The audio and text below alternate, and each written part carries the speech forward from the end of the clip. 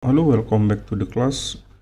Jadi pada kesempatan kali ini gue akan menjelaskan sesuatu yang mungkin sifatnya teknis ya, dan berbeda dari yang sebelumnya yang biasanya gue coba jelasin sesuatu yang sifatnya konseptual. Nah, pada kesempatan kali ini gue akan coba menjelaskan tentang membuat standar operational procedure.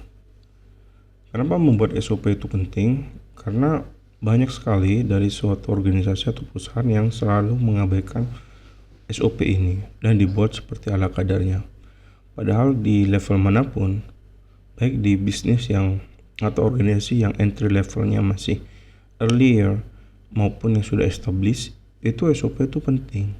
Karena apa? Karena nanti seiring berjalannya waktu, bertambahnya resources, sumber daya manusia, lalu aspek bisnis yang lain, itu akan membuat organisasi itu berkembang dengan sangat cepat dan dinamis, sehingga diperlukan sesuatu untuk bisa mengakselerasi dan mempercepat sharing knowledge di antara pegawai maupun antar departemen gitu loh.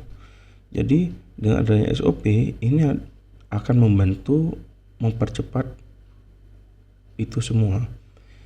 Dan SOP ini jadi salah satu instrumen yang ada di dalam tata kelola teknologi informasi itu menjadi sesuatu yang vital peranannya, sehingga harus dibuat dengan cara yang cukup baik dan juga clear serta tidak menimbulkan pertanyaan di kemudian hari.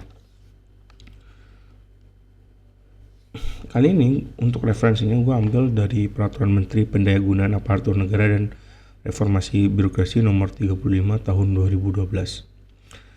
Kenapa gue ngambil ini? Karena menurut gue ini adalah suatu instrumen yang lengkap, cukup lengkap di dalam penataan SOP. Bisa jadi untuk perusahaan-perusahaan swasta bisa memiliki standar yang berbeda sesuai dengan kultur, budaya masing-masing perusahaan. Namun kalau gue pribadi ngambil aturan permen RB ini karena cukup clear dan bisa diimplementasikan di banyak sektor sih, terutama formatnya. Gue akan berbicara di sini tentang format penulisannya aja, karena menurut gue di dalam lembar SOP yang mereka cantumkan tuh cukup clear and clean.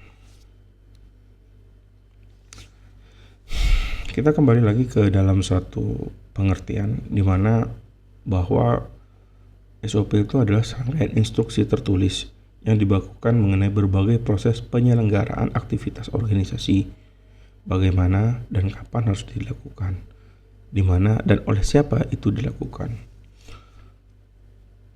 Maka dari itu misalkan ada perpindahan orang di unit, antar unit departemen atau unit divisi, antar unit organisasi di dalam rumpun organisasi yang sama, itu tidak akan mengalami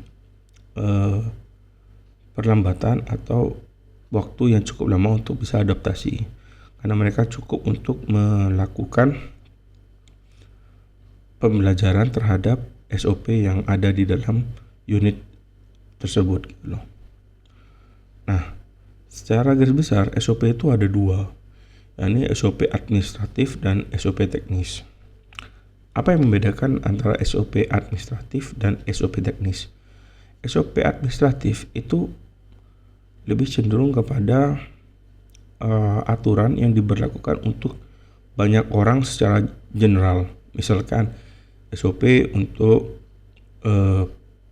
pendaftaran pasien atau SOP untuk mendaftarkan pasien di rumah sakit gitu.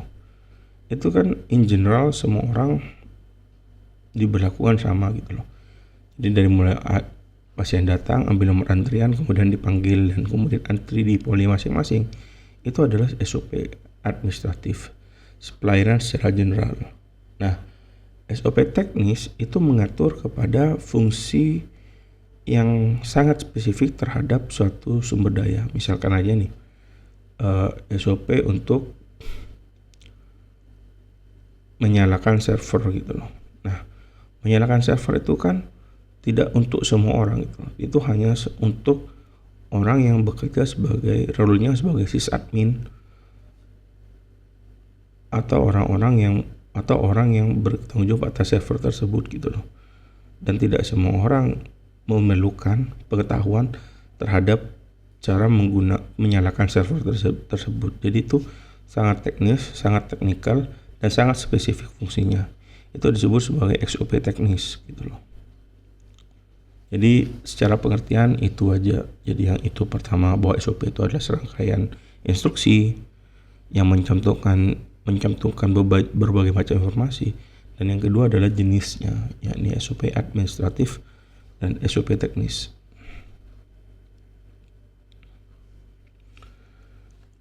Nah, SOP itu memiliki format penulisan tertentu yang gue suka dari format Permenpan RB ini nomor 35 tahun 2012, karena dalam satu dokumen itu harus menyatakan banyak hal dan berbagai informasi.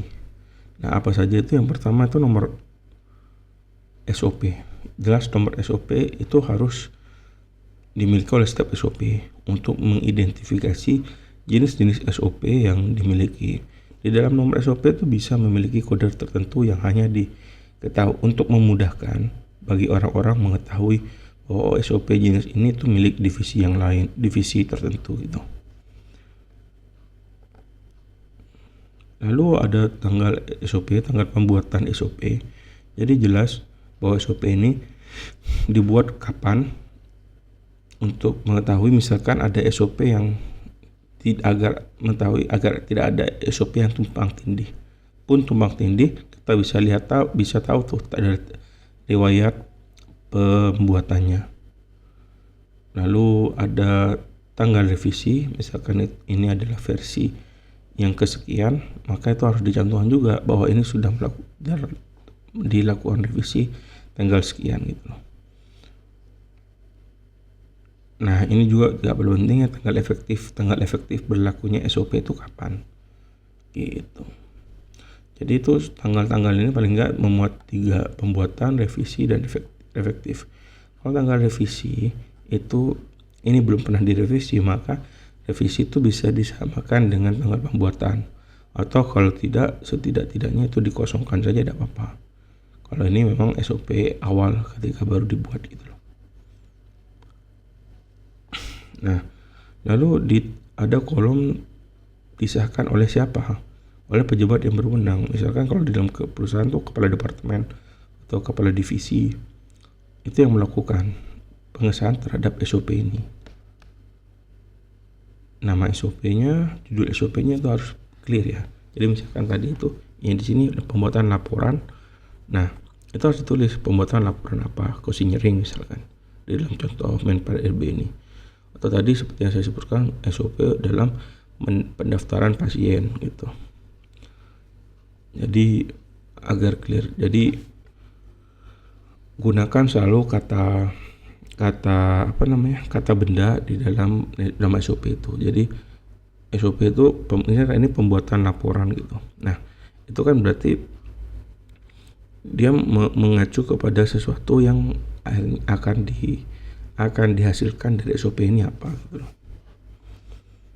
Itu sih nama SOP. Itu tips dan trik ya untuk menyusun nama SOP.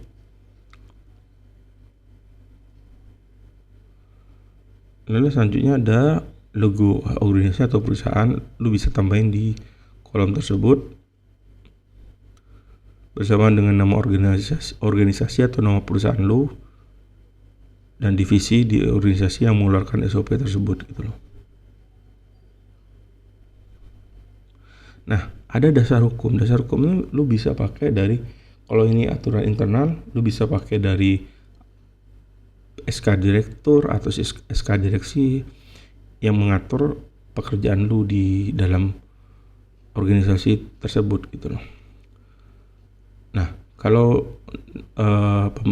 instansi pemerintah sudah jelas ya, bisa kita atur dari undang-undang sampai level peraturan direktur atau peraturan perkada kepala dinas itu tentang SOP. Nah, kalau misalkan internal bagaimana ya, dari keputusan direktur di dalam internal lu aja Itu aja cukup, satu cukup, tidak apa-apa, yang penting ada dasarnya. Lalu keterkaitan ini berkaitan dengan SOP apa saja yang ada di dalam sub-sub di sini gitu loh. Jadi misalkan ini pembuatan laporan cost engineering, ya lu pastikan bahwa ini terkait dengan pelaksanaan cost engineering itu sendiri gitu loh. Ada pendokumentasian dari laporan cost engineering itu sendiri dan pencairan anggaran untuk kegiatan cost engineering. Nah, di dalam SOP yang lu buat nanti itu coba relevansi atau keterkaitannya dengan SOP apa aja tuh yang lu buat gitu.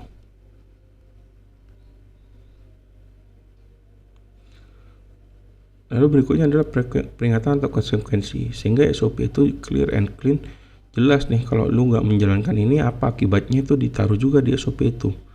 Misalkan laporan yang lamban atau kemudian klien yang tidak tertangani itu harus jelas gitu. Nah, kualifikasi pelaksana itu adalah requirement yang dibutuhkan oleh manusianya sendiri itu untuk melaksanakan SOP ini apa aja gitu. Lalu peralatan dan perlengkapan di situ harus juga clear. Jadi lu butuh apa aja, bisa komputer, meja dan lain sebagainya, lu harus ada di situ.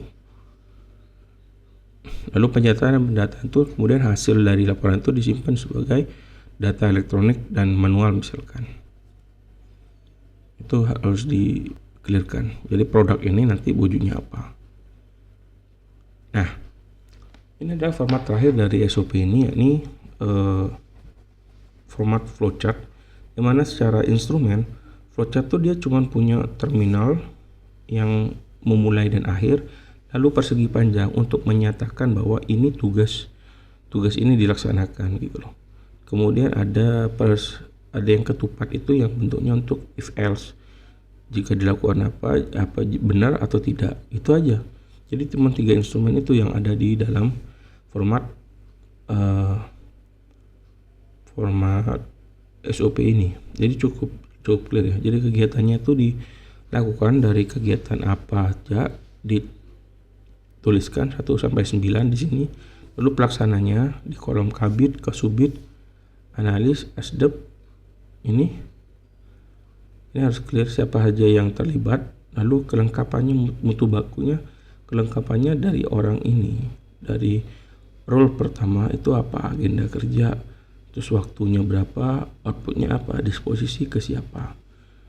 Nah itu juga. Nah sampai ada kolom keterangan kalau misalkan ini dibutuhkan sebagai bahan tambahan di dalam pembuatan SOP itu.